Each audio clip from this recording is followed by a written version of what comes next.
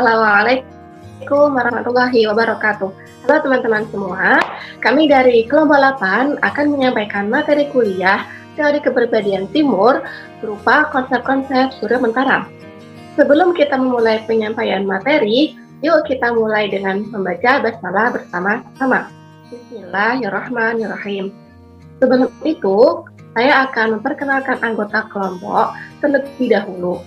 Yang pertama ada Aisyah Sof. Yang kedua ada Anggita. Yang ketiga ada Herla Wahyutia Sejani. Dan keempat ada Desviana. Dan yang terakhir dengan saya sendiri, Dinda Nursalsabila. Oke, selanjutnya penyampaian materi pertama akan disampaikan oleh teman saya. Waktu dan tempat dipersilahkan.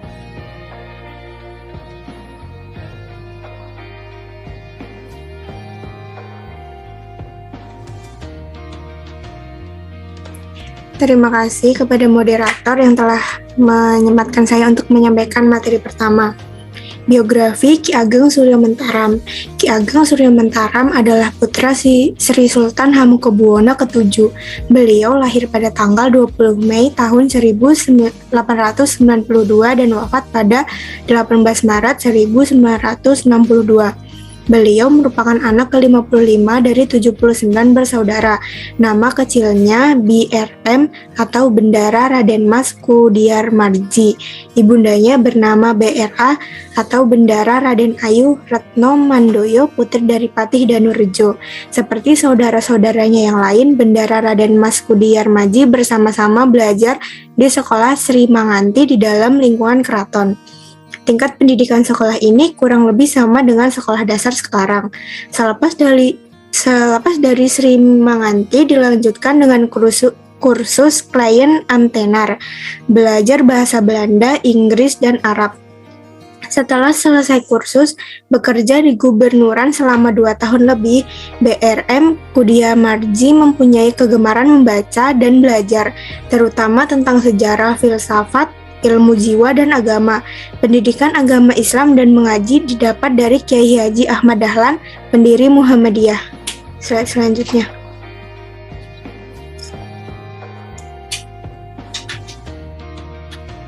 Sejarah singkat Ki Ageng Surya Mentaram. Yang pertama, pada awalnya Ki Ageng Surya Mentaram diangkat sebagai pangeran dan bergelar Pangeran Surya Mataram. Tetapi kemudian ia meninggalkan gelar kepangerannya dan menyebut dirinya Ki Ageng Surya Mentaram. Hal ini bermula ketika BPH Surya Mentaram pernah turut dalam rombongan Jagong Manten ke Surakarta dan dalam perjalanan dengan kereta api melihat petani yang sedang bekerja di sawah. Apa yang dilihat oleh BPH Surya Mentaram ini menyebabkan betapa beratnya beban hidup para petani. Pada saat itu, utusan keraton mencoba mencarinya dan menemukannya keberadaannya di Kroya ketika sedang bekerja menggali sumur dengan memakai nama samaran Natadangsa. Utusan keraton itu kemudian mengajak Natadangsa untuk kembali ke istana. Yang kelima, hidup BPH Surya Mentaram di istana menjadi gelisah. Selanjutnya, ketika Sultan Hamengkubuwono ke-7 telah diganti oleh Sultan Hamengkubuwono ke-8, Sultan baru ini mengizinkan BPH Surya Mentaram meninggalkan keraton Yogyakarta. BPH Surya Mentaram memilih untuk hidup sebagai petani di sebuah desa yang bernama Beringin di Desa Solotiga, Jawa Tengah. Lalu ia menjadi guru aliran kebatinan yaitu Kawruh Begja yang berarti ilmu bahagia. Penganutnya cukup banyak dan tersebar di seluruh Jawa, meskipun tanpa organisasi atau propaganda seperti yang dilakukan oleh aliran-aliran yang lain. Slide selanjutnya.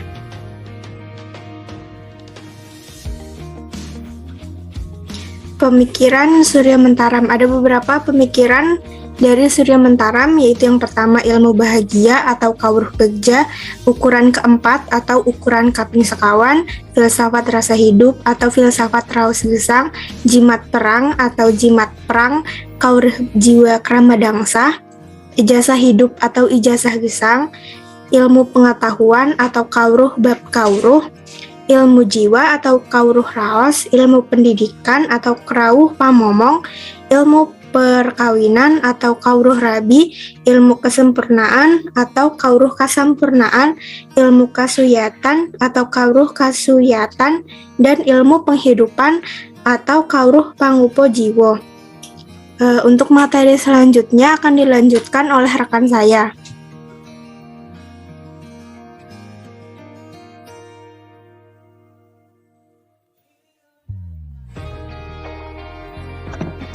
Baik, terima kasih atas penyampaian materi sebelumnya. Selanjutnya saya akan menjelaskan materi selanjutnya mengenai deskripsi ajaran Suryo Mentaram. Ki Ageng Suryo Mentaram memiliki beberapa ajaran yang mendalam, yaitu mengenai ilmu kawruh bejo atau ilmu kebahagiaan, atau kawruh jiwa, ilmu jiwa, dan juga pangawikan pribadi atau mawas diri. Selain itu, beberapa karyanya adalah mengenai wejangan kawruh bejo saweta atau wejangan pokok ilmu bahagia, dan ngelmu kawruh pituduh sejating gesang atau ilmu pengetahuan petunjuk hakikat hidup. Menurut Suryo Mentaram, hidup adalah gerak itu sendiri, sedangkan gerak adalah kebalikan dari diam. Gerak adalah berpindah tempat, maka diam dan gerak adalah sifat dari laku, pelampahan, atau lelakon. Ilmu kawruh bejo atau ilmu tentang manusia, bahwa manusia adalah makhluk yang berpikir dan merupakan makhluk sosial. Manusia sebagai makhluk yang berpikir, ialah manusia sama seperti hewan dan tumbuhan yang memiliki rasa hidup untuk melangsungkan kehidupannya, tetapi dalam hal ini, manusia memiliki cara yang berbeda untuk memenuhi kehidupannya. Manusia bertindak dengan pemikirannya melalui pikiran dan ilmu pengetahuan. Manusia menciptakan kebudayaan yang sifatnya berkembang dari zaman ke zaman.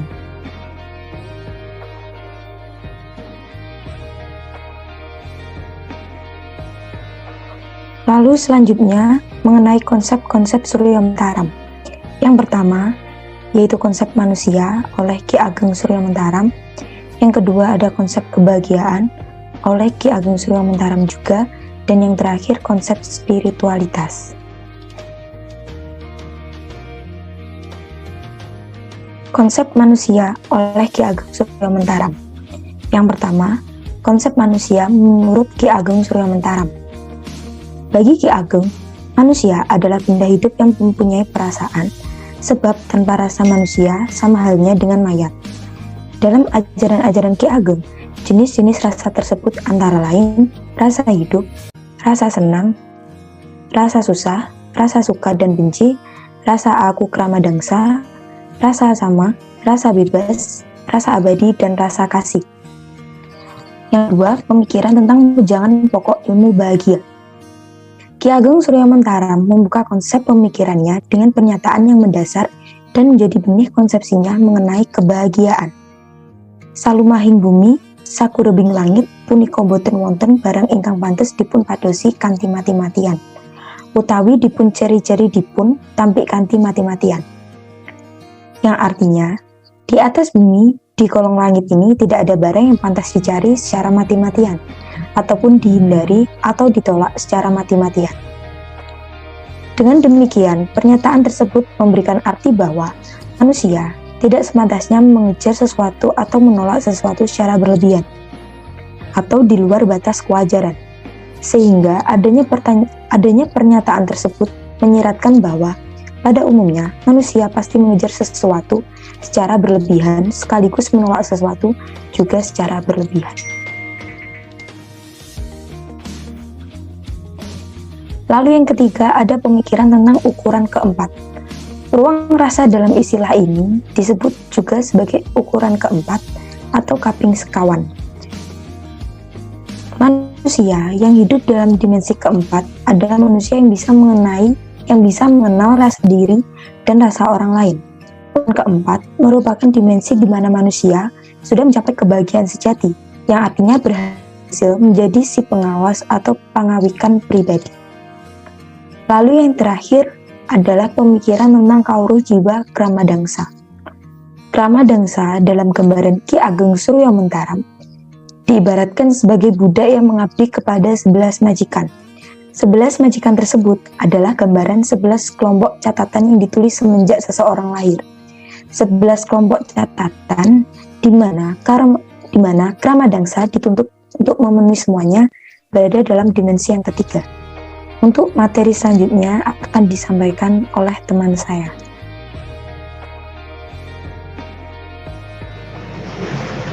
Terima kasih atas waktu yang telah diberikan.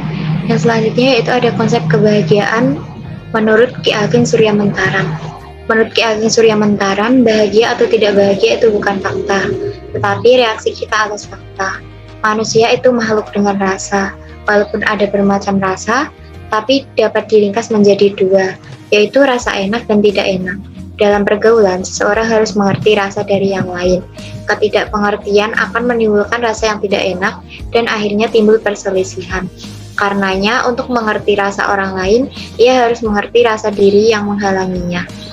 Yang kedua yaitu ada Kauruh Bekjo atau ilmu bahagia. Ilmu bahagia dimulai dengan pandangan Ki Ageng Surya Mentaram bahwa di seluruh dunia tidak ada sesuatu yang pantas dicari atau ditolak mati-matian. Ilmu bahagia membahas mengenai hakikat kebahagiaan, yaitu kebahagiaan yang terlepas dari keinginan. Kebahagiaan diperoleh dengan menjadi pengawas dari keinginannya sendiri. Ilmu bahagia menjadi dasar pembahasan dalam menyusun konsep manusia Ki Ageng Surya Mentaram. Next.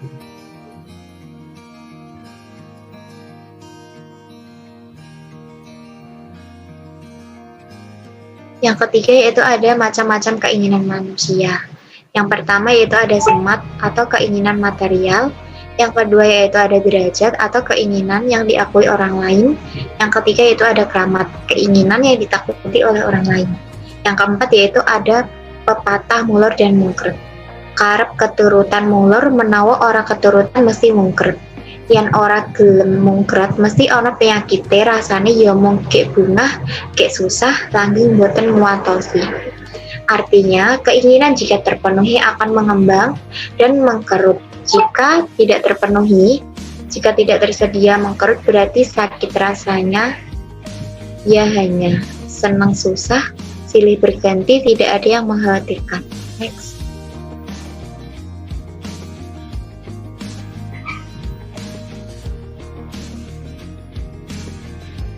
Yang kelima yaitu ada kunci hidup bahagia menurut Ki Ageng Surya Mentaram. Ki Ageng memiliki kata kunci untuk menyebut bahagia.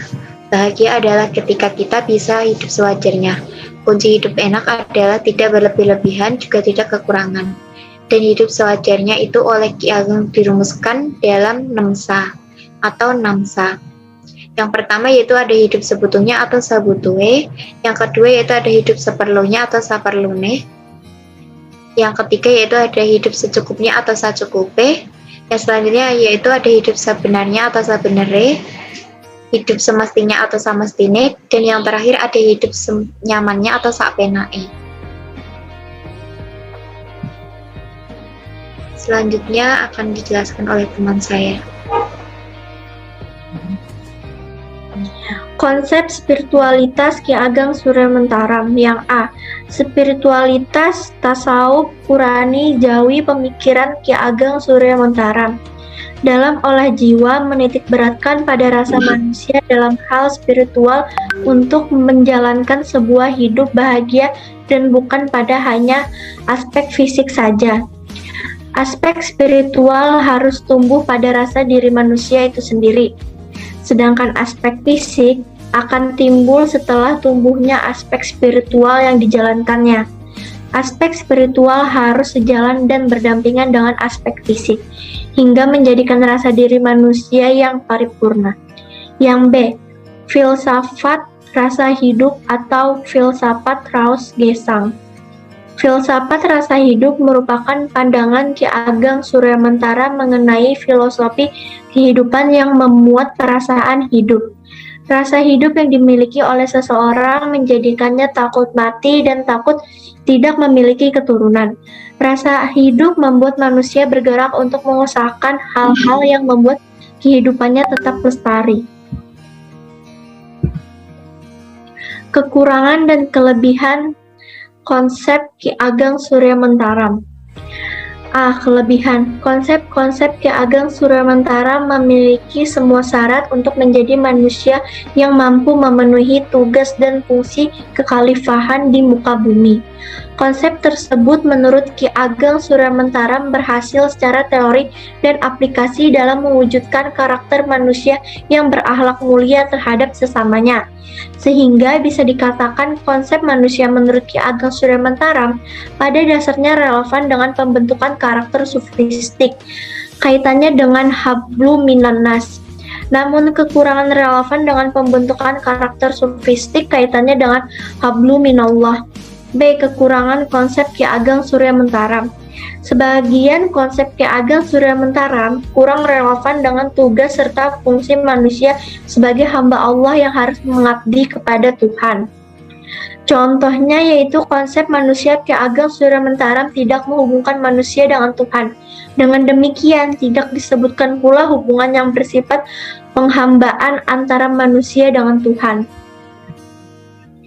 Hubungan konsep Ki Ageng Surya Mentara. Hubungan dengan pengaruh globalisasi.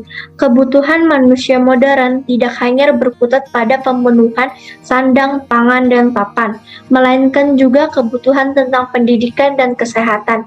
Seseorang yang menginginkan kehidupan yang layak dalam masyarakat modern, paling tidak harus menyelesaikan pendidikan sarjana, sesuatu yang tidak ada dalam konsep kehidupan tradisional. Kebutuhan dana untuk pendidikan hingga mencapai sarjana tentu tidak sedikit.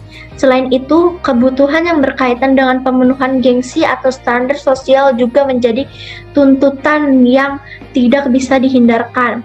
Semua itu menjadikan ukuran bagi pengejar semat, derajat, dan keramat semakin tinggi dan kompleks. Yang B. Relevansi dengan problem dekansi moral. Konsep-konsep Ki Ageng Surya Mentara berguna untuk membendung kemusrotan moral dengan membentuk karakter manusia tanpa ciri, yang mampu memahami rasa orang lain, melepaskan keakuan dan kuat dalam mengendalikan diri. Yang C. Relevansi dengan pembentukan karakter ketakwaan. Relevansi konsep dengan pembentukan karakter takwa terletak pada usaha yang sungguh-sungguh untuk mawas diri agar selalu sejalan dengan kebaikan dan menjauhi segala bentuk keburukan. Manfaat konsep Ki Ageng Surya Mentara. Konsep-konsep tersebut menurut Ki Ageng Surya Mentara bermanfaat dan sangat diperlukan dalam kaitannya dengan kondisi kekinian. Kondisi manusia kekinian memiliki persoalan yang lebih kompleks. Konsep-konsep Ki Ageng Surya Mentara bisa memberikan pemahaman dan latihan yang praktis untuk bisa menjalin hidup dengan tentram dan tabah serta mencapai kebahagiaan. Selanjutnya saya kembalikan ke moderator.